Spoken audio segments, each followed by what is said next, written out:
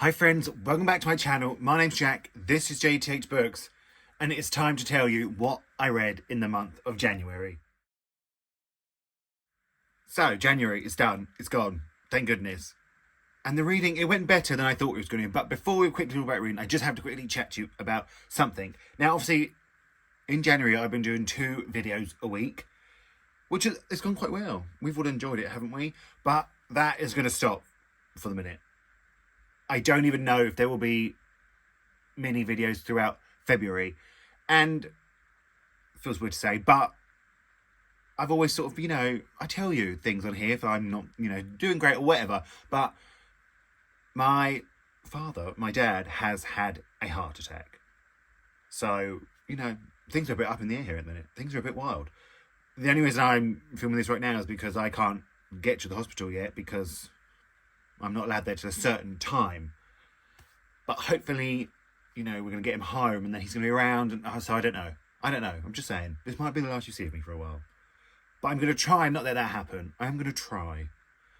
But, so I just wanted to keep you informed. I just wanted to keep you informed.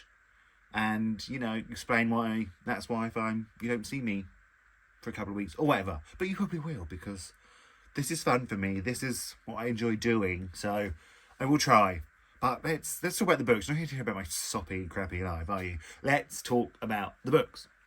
So, I read 8 books in January. I didn't think that was going to happen. I didn't expect that. I'm not going to lie. I just thought, especially when things have happened, I thought, now this month's been and gone. But I read 8 books. I'm really, really pleased with that. And let's talk about them. So, first up, as you know, every year I like to read a book that I think is going to be 5 stars. I think is going to set me on the right track for the year. And I read Blackouts by Justin Torres. Now, this was also one of my books for 2024 books of 2024. I only read one of them. I only read one for the 2024. That means I have to read 2 a month. That means I'm behind.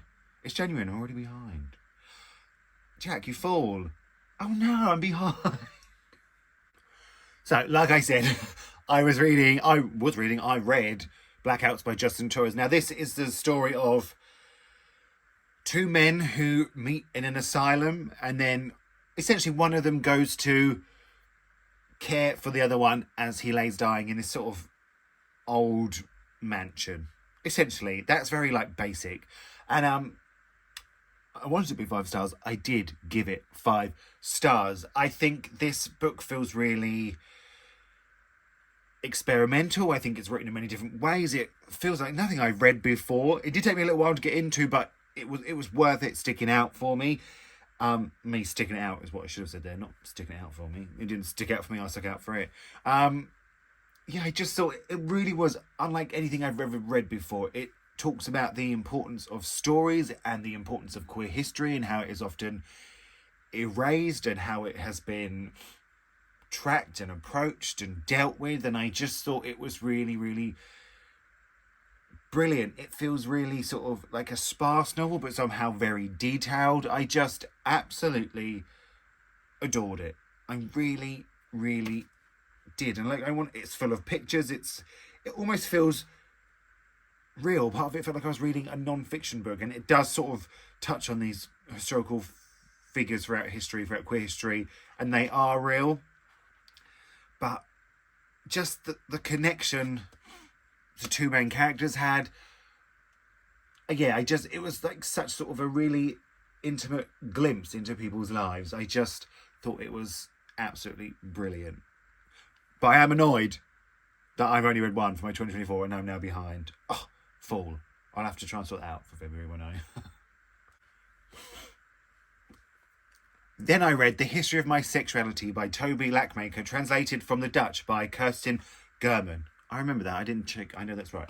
And in this, we follow Sophie, who is taking us through her life, through her sexual experiences. And I really liked this for about 3/4 of the book. I thought it was a really sort of clever way to look at her life and how she has come to be who she is. I thought it said some really great things on sort of anxiety and depression and how, that kind of stuff makes you feel. It even made me chuckle a couple of times. But that last quarter, it's almost like it was a different book. It changed the way the story was told. Like the sort of like telling a story through the sexual escapade, shall we say, it just totally disappeared. It just felt like a different book. And it was such a shame because I was really enjoying that format. But this was kindly given to me by Granta Books. It came out in January. I would recommend it. Like, maybe if you can get it from your library. If you want to get it from your library. But, yeah, close to being really good. It was just good for me.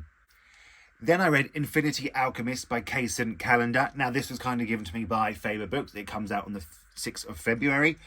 And in this, we follow Ash, who has sort of taught himself alchemy, but that is illegal. You have to have a license to have alchemy. And when he's caught doing it by Ramsay, Ramsay says, I will not tell on you if you help me get the Book of Souls so I can avenge my parents, basically.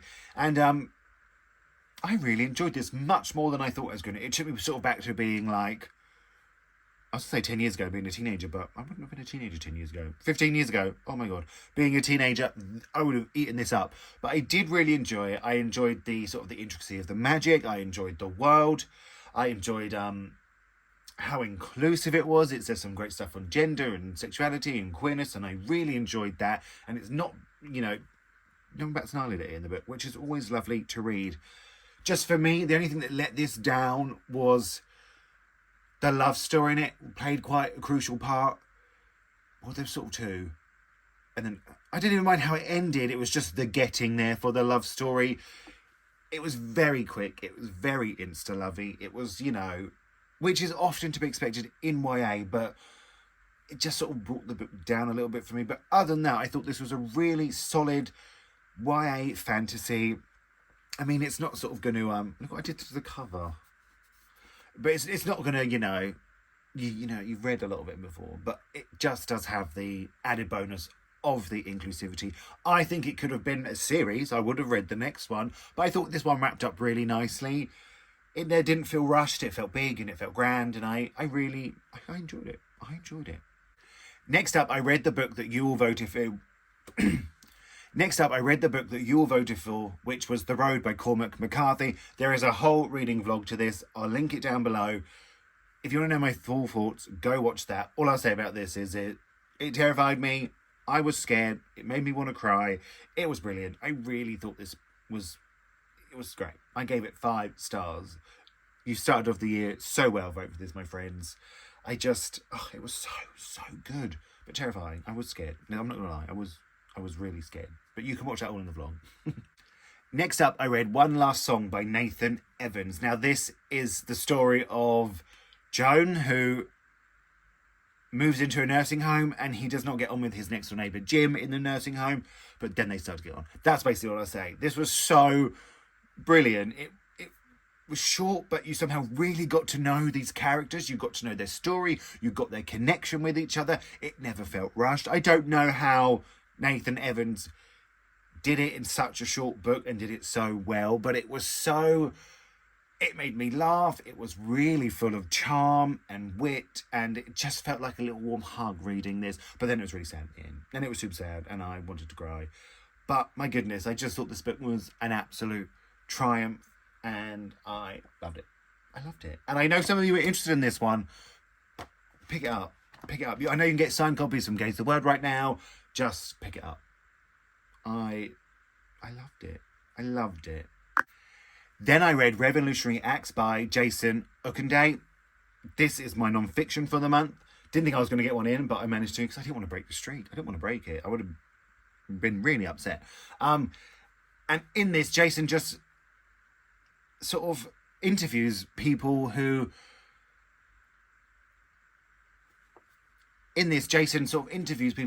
sort of a select few people who were sort of at the forefront of the Black gay movement, and it is so fascinating. It has people's names that I had never heard of. It was a part of queer history I had never heard of. It talks about sort of the queer movement in Brixton and how all these men sort of moved there because they felt acceptance, and he interviews them. Well, he says there they become his friends, and it feels like that. They're just having a chat. They chat on all aspects of their life. They chat about the political movement at the time and their love life and their sort of wild partying, and like one of them's a DJ and how he was, you know, he wanted to play at certain club but they wouldn't let him, and sort of racism in the gay community, and it was so phenomenal. And it just, sometimes non-fiction is hard to get into, I know it is, but I never found that with this. I really enjoyed reading these men's stories and sort of their memories of them, and how just how important it was. Like, this is queer history I didn't know about, because, you know, I'm your average white gay male, and, you know, I learnt a lot and I loved it. It was brilliant. It was phenomenal. So next up, I actually listened to the audiobook of this book from my library. I joined the library last year, but sort of never had done it. Like, sort of, I had the account, I just had to download the app on my phone, and, you know, I obviously didn't do that for 4 months. But I done it, and now I have the Libby app and BorrowBox, and you can just listen to audiobooks. Like, some of them you have to wait. Like, there's one on there. If I want to read this certain book, wherever it is, I've got to wait till December 2024. But, so this was My Sister the Serial Killer by Yinka Braithwaite, and it was to borrow, and it was short, and I thought, go for it. And I thought it was brilliant. It sort of is what it says on the tin. Her sister is a serial killer. Her sister won't admit that. And her sister, she helps her sister clean the messes up. And it was really, really brilliant. I really loved the way it was read. It was, again, a short book, but I loved how much the author packed into it. I loved that, you know, you just thought it was going to go a certain way, and it went totally the other way. And it just, I just thought it was really, I just really enjoyed it. It was just, I had a physical copy of it, and I must have given it away. So I thought, just listen to it on audio. Just listen to it. And I'm so glad I did. And I kind of wish I could give my physical copy away. But, hey, one less book, and I even managed to read it. But it was read really well. I just really enjoyed the story. I thought it was really clever. And I just think I'd always put it off a little bit because of, you know, serial killer, you sort of think of a thriller, and it's not. But it wasn't like that. This was actually, longlisted for the Booker Prize, I think. And it was just, yeah, thoroughly enjoyed this one. And lastly for the month, I read Mongrel by Hanako Footman. Now, I haven't hauled this one yet. It came, and I picked up straight away. It was so brilliant. In this, we follow 3 women of Japanese heritage. One of them is living in Japan. One of them has left Japan and has come over to England to study violin for the summer. And she meets a man. And then you have the other one whose mother was Japanese. Her mother has died. She is living in England, and she falls in love with a girl. It was so brilliant. This is so brilliant. I'm expecting to see this on some prizes this year. I would love to see this nominated for the Women's Prize. It's so beautifully written. It is written just how I like it. It's my bread and butter. Detailed, intimate, beautiful, just sort of hard-hitting, on the nose. I loved it. It's honest, it's real. You follow the characters Mei and Yuki since the beginning, and then you get another character come in, and it's not off-putting at all. The author just knows how to get characters across to you and make you feel for them. I do. I want to see this on prize list. It's so good. I just thought it was phenomenal. It was very kindly sent to me by Footnote Press. It is out on February the 8th. It's brilliant. It's brilliant. I think it could be one of my favourite books of the year. I really, really do. It is so phenomenal. So, there we have it. 8 books. I'm pleased about that. I didn't think that was going to happen. Let's see how February goes. You've seen the TBR, so I hope you've all voted for which book to read. I hope, I've got some big ones on there, and so it could be a real struggle. Let me know if you've read any of these books. If you want to read any of these, let me know what your favourite book for the month was. You know how much I love chatting to you all. It's sort of the reason I do this. And I'm going to thank you all so much for watching. Feel free to like and subscribe. That really, really helps, and I would appreciate it. And I'm going to speak to you all really, really soon.